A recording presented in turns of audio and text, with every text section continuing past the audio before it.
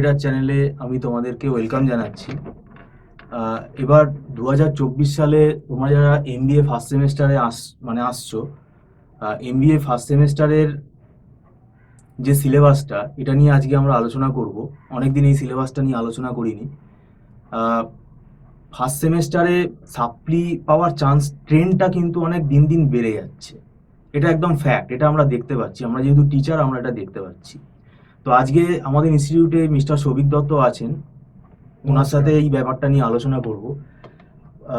যারা গ্র্যাজুয়েশন করে আসছে, ইরেসপেক্টিভ অফ এনি ব্রাঞ্চ, তো আপনার কি মনে হয় ফার্স্ট সেমেস্টারে এখন যে সিলেবাসটা বর্তমানে এসছে, কোন কোন পেপারগুলোতে সাপ্লি পাওয়ার চান্স খুব বেশি?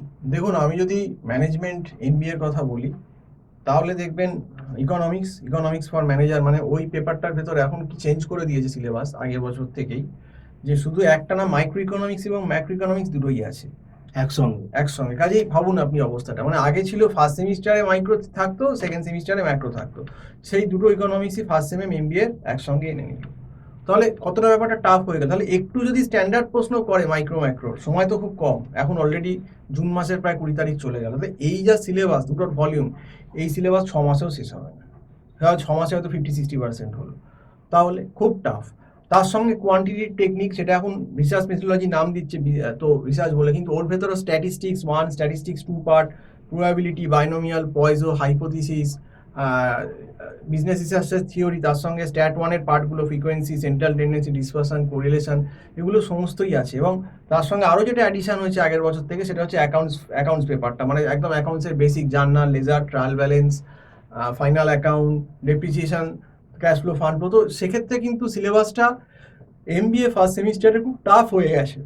কাজেই যারা যে সমস্ত স্টুডেন্ট অন্য ব্যাকগ্রাউন্ড থেকে আসছে, আর্টস থেকে আসছে, বা হয়তো বিকমে কমার্স অ্যাকাউন্টসটা জানে না, তো সেক্ষেত্রে কিন্তু সায়েন্স থেকে এলেও তাদের পক্ষে ইকোনমিক্স বা স্ট্যাট পেপারটা এবং অ্যাকাউন্টস পেপারটা কিন্তু কোপ আপ করা খুব মুশকিল।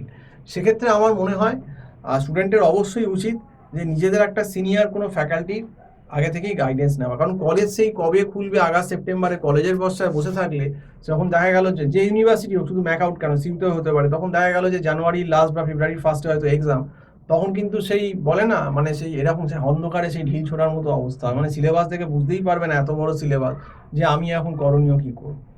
আর দেখুন, কলেজ ইউনিভার্সিটি তো কোনো ব্যাপার নেই, তারা তো ব্যবসা করতে বসেছে। তারা দেখুন সিলেবাস নিয়ে তারা অত ভাববেও না।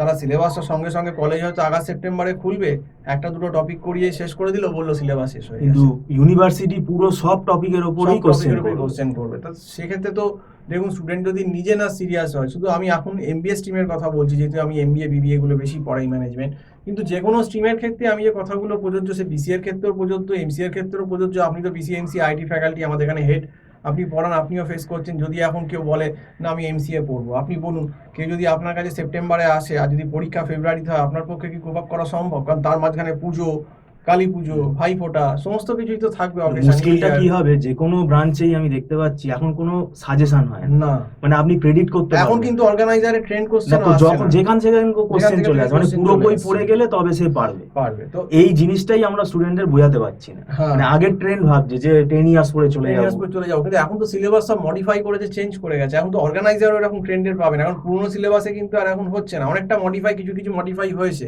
ইকোনমিক্স এর ক্ষেত্রেও হয়েছে, কিউটির ক্ষেত্রে হয়েছে, আপনাদের সাবজেক্টের ক্ষেত্রেও হয়তো বিসিএমসি এর ক্ষেত্রেও হয়েছে। তো সেক্ষেত্রে আমি একটা কথাই বলবো, যারা ভিডিওটা দেখছেন, গার্জেন বা স্টুডেন্ট যারাই হোক না কেন, সাবধান হয়ে যান আগে থেকে।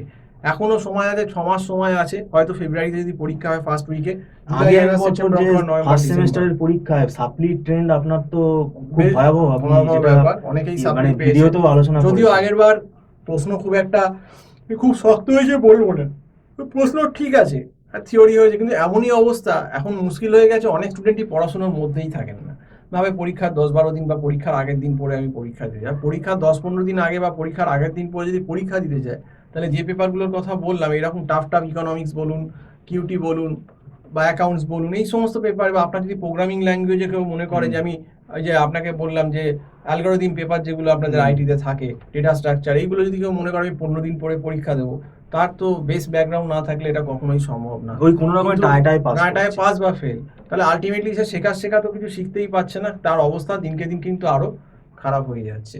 তো সেই জন্যই আমি স্টুডেন্ট গার্জেন দুজনকেই সাবধান করছি, যারা এমবিএ পড়ছো, যাদের ব্যাকগ্রাউন্ড নেই, যারা আর্টস থেকে এসেছো বা বিবিএও পড়ছো আর্টস থেকে এসেছো, তারা কিন্তু আমি বলবো ইমিডিয়েট কিন্তু একজন সিনিয়র টিচারের গাইডেন্স নাও। সেটা যে আমাদের কাছে পড়তে হবেই কোনো মানে নেই, যদি টিচার জানা থাকে ডেফিনেটলি তোমরা নিজেদের তো reference এখন থেকে যেতে পারো, পড়াটা শুরু করলে শুরু চাপটা করে দিতে পারো। কমবে। আর যদি টিচার না পাও, সেক্ষেত্রে আমাদের যে নাম্বারটা 9748161018 যে নাম্বারটা কল করছে, আমাদের সঙ্গে কথা বলে দেখতে পারো। কারণ আমরা কিন্তু এমবিএ, বিবিএ, বিসিএ, এমসিএ, বিটেকের আইটি পেপারগুলো এগুলো সবই টিউশন পড়াই।